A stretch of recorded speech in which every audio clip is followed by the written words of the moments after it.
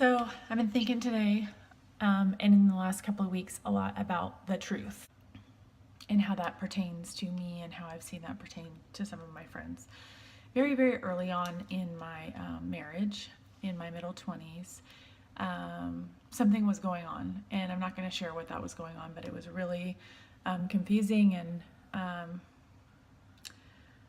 I'd never heard my parents talk about going through it in their marriage. I didn't know what it was. I didn't really know why. I didn't really even know how to get on the internet. It was a secret to me. I kept it to myself. I didn't even ask my husband about it. I just kind of was like, okay, that's happening.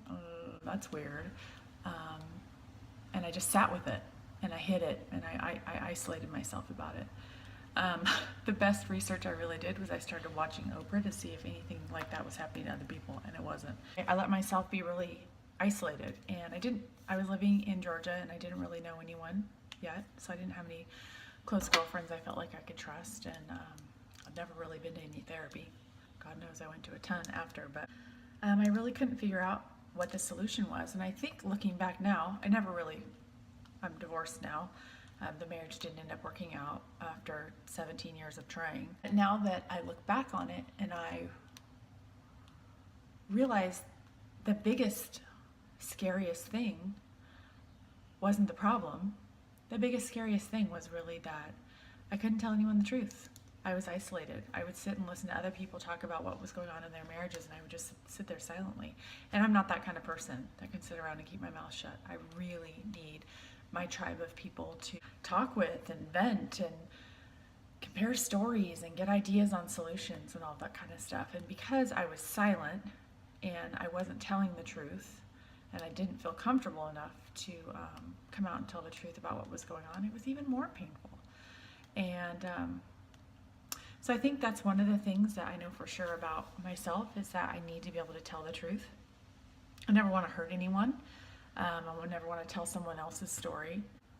I want to be able to tell the truth about what I'm going through. It's something that is problematic. I wanted to work towards a better life. I really didn't know how to do it without support, and so that's what I want, is the support of other people. Hey everybody, so I'm at my mom and dad's up north, and as you just watched that video from 2016, which was 2 years ago. It's very much talking about what it's like to not tell the truth and keep your truth to yourself. To me, when I look back on that video, I see a person who just finally started being honest with herself, and I feel like I've come a long way since then about being honest. It is quite challenging because there are children that I want to protect from the truth, and I also want to be considerate and modest. I'm dying to tell my story. Some good lessons that I've learned over the years. While I don't want to overshare, I do want to be able to be honest about who I am and what I'm going through. And there's some things that I've been through in my life that I feel like it's important to tell other people so that they can see what I've gone through and that they're not alone. Everybody goes through stuff, just not everybody talks about it. We all go through shit, right? And it's funny because I've had 100,000 private conversations with people because I've done hair for so many years. And as you sit there and blow dry someone's hair and they're all relaxed with you, they tell you the down and dirty of their lives. And that's their private business. And everyone needs to know that their stories are just similar stories to other people, and that we're all a community. I think it's interesting because I was so closed back then. There were so many things about my past, like what I went through in my marriage, what I went through in business, what we went through losing a building, and business partnerships we had back then, and so many just things that I was ashamed of. And now I'm able to, I think it's like, maybe it's age, but I can look back now and just be like, yeah, that's the story of my life. That's the color, that's the paintbrush that painted my life, and those are the things that are making me who I am.